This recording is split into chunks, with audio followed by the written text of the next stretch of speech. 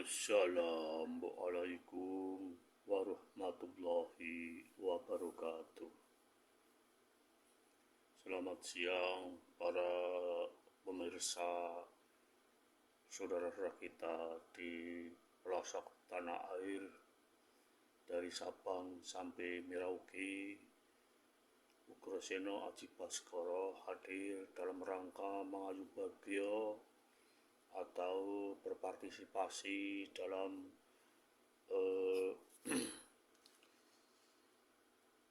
peringatan HUT kemerdekaan RI yang ke-79 RI dan hari jadi ke-402 Kabupaten Pekalongan tahun 2024. Untuk itu kita akan menyampaikan sejarah perjuangan bangsa para kiai, karena para pejuang kemerdekaan itu tidak dimonopoli oleh kaum nasionalis saja, namun dari para kiai, para cendekiawan, dan para suhada-suhada yang gugur di medan perang semuanya adalah berbagai macam elemen. Ugrasena Aji Baskoro di dalam syuting ini membuat video YouTube untuk di-subscribe di channel SS Suhermanto Manto. Jangan lupa di-subscribe ya, karena dengan di-subscribe Anda akan memberikan kesempatan kami untuk memproduksi YouTube yang akan datang. Tanpa bantuan subscribe dari saudara-saudara sekalian, Ugrasena Aji Baskoro tidak ada artinya apa-apa. Untuk itu, selain di YouTube, Ugrasena Aji Baskoro juga memproduksi video di Instagram dan di Facebook bisa dilihat, Anda bisa melihat. Kemudian di TikTok elit juga ada. Saudara-saudara sebangsa dan setanah air, apabila nanti di dalam sejarah perjuangan bangsa dari elemen kiai masih ada kekurangan, Ugrasena Aji Baskoro bersedia untuk dikoreksi atau dikomen di bawah ini. Mohon diketik dengan sopan dan mempunyai bahasa yang santun. Untuk menyingkat waktu di dalam peringatan hari ulang tahun kemerdekaan RI yang ke-79 ini, Ugrasena Aji Baskoro akan mulai membacakan yaitu sejarah Kiai Mbah Kholil dari Bangkalan, Madura, Jawa Timur. Untuk itu kita akan mulai. Assalamualaikum warahmatullahi wabarakatuh. Kisah penjajah Belanda kewalahan hadapi keanehan Mbah Kholil Bangkalan, Madura, Jawa Timur, ditahan kisah karomah para wali. Momen hari ulang tahun ke-79 RI selalu mengingatkan pada perjuangan para pahlawan di masa penjajahan. Mereka berani mengorbankan jiwa dan raganya demi kemerdekaan yang dicita-citakan seluruh masyarakat Indonesia. Dalam memperjuangkan kemerdekaan, para pejuang tidak berjalan sendiri-sendiri. Bersatunya seluruh elemen masyarakat menjadi kunci penting melawan penjajah. Salah satu elemen yang ikut berperan adalah kalangan pesantren. Ada begitu banyak kiai yang ambil bagian menjadi garda terdepan dalam menghadapi penjajah. sebut saja adalah salah satunya pendiri NU, yaitu Kiai Hasyim Asy'ari.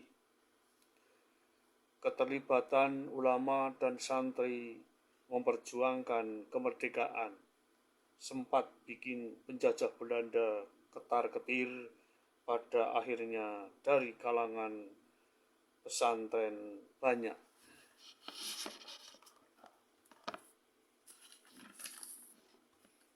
ditangkap agar tidak memberi pengaruh melawan penjajah.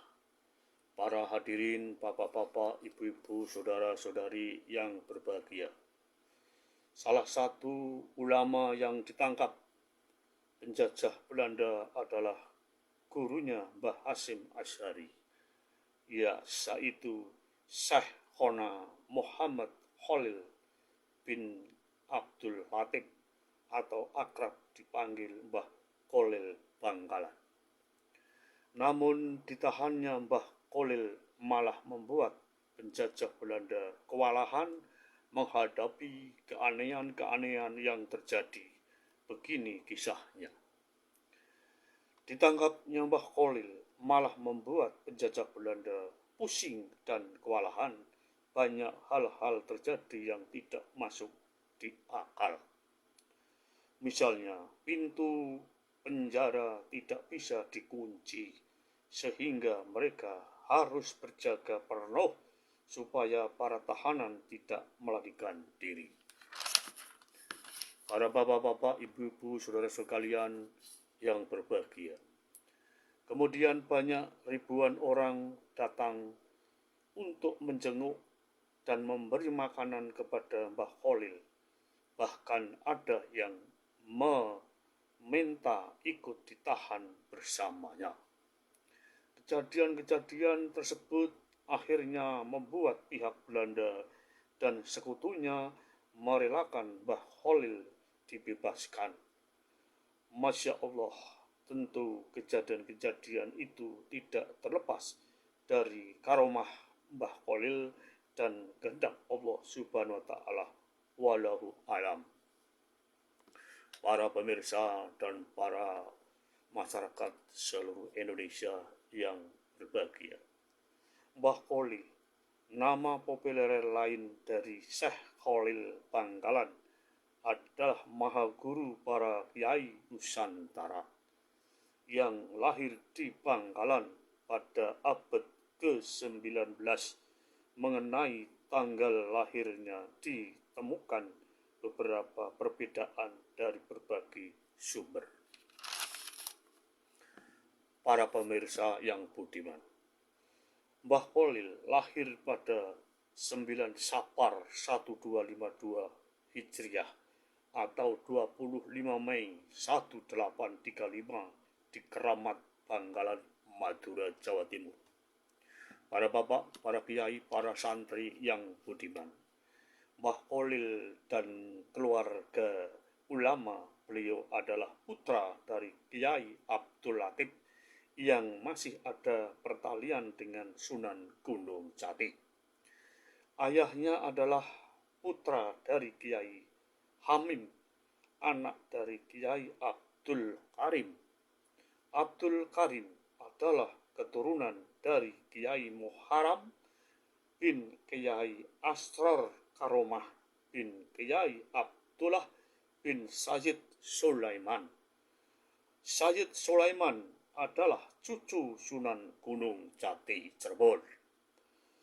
Sejak kecil Mbah Khalil sudah haus akan ilmu agama, terutama fikih dan nahwu.